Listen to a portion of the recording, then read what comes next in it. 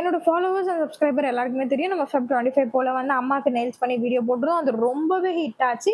இப்ப அந்த நெயில்ஸ ரிமூவ் பண்ண போறோம். என்னதான் இருந்தாலும் நம்ம பண்ண நெயில்ஸ ரிமூவ் பண்ணும்போது வர கஷ்டம் இருக்கே! அப்பப்பா! என்னால நிஜமா எனக்கு மனசே வரல ரிமூவ் பண்ண. ஆனா பண்ணி தானே ஆகணும். இந்த வீடியோல நான் ரிமூவல் ப்ராசஸ ஸ்டெப் பை ஸ்டெப்பா கிளியரா காமிச்சிருக்கேன். பிகினர்ஸ்க்கு எல்லாருக்குமே ரொம்ப யூஸ்ஃபுல்லா இருக்கும். ஃபுல்லா பார்த்துட்டு எப்படி இருக்குன்னு கமெண்ட் பண்ணுங்க. ஃபர்ஸ்ட் வந்து டிப் கட்டர் யூஸ் பண்ணி எக்ஸ்டென்ஷனை வந்து கட் பண்ணிட்டதுக்கு அப்புறமா ஃபைலர் யூஸ் பண்ணி ப்ராடக்ட்ஸை ரிமூவ் பண்ணிடுறேன். நான் இங்கே வந்து சாஃப்ட் ஜெல் எக்ஸ்டென்ஷன் தான் பண்ணியிருக்கனால ஜெல் பாலிஷ் ப்ராடக்ட்டை மட்டும் ரிமூவ் பண்ணுறேன்.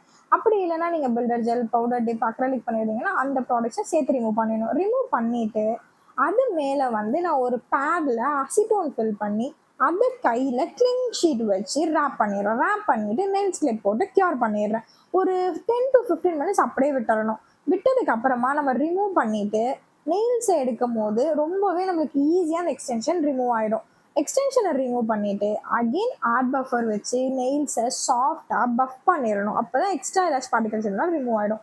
பஃப் பண்ணிவிட்டு அது மேலே சாஃப்ட் பஃபரும் போட்டு பஃப் பண்ணிட்டதுக்கு அப்புறமா ப்ரைமர் அண்ட் டீஹைட்ரேட்டட் போட்டோம்னா நம்மளோட நெயில்ஸ் ஃபுல்லாகவே வந்து ரெடி ஆகிடும். நான் எக்ஸ்ட்ரா இவ்வளோ ஒர்க் பண்ணியிருக்கிறதுனால கியூட்டிகால் ஆயில் போட்டு ரெஃப்ரெஷிங்காக இருக்குன்றதுக்காக ஃபினிஷ் பண்ணுறேன். இது உங்களுக்கு ரொம்பவே யூஸ்ஃபுல்லாக இருக்கும் நான் நம்புகிறேன். இதே மாதிரி நிறைய வீடியோஸ் வேணும் அப்படின்னா நம்மளோட சேனலை சப்ஸ்கிரைப் பண்ணி ஃபாலோ பண்ணிவிட்டு கமெண்ட் பண்ணுங்கள். நான் உங்களுக்காக இதே மாதிரி ரிமூவல், ப்ரிப்பரேஷன், நெயில்ஸ் பண்ணுறது எல்லா வீடியோஸும் அப்லோட் பண்ணுறேன். டாடா, பாய்.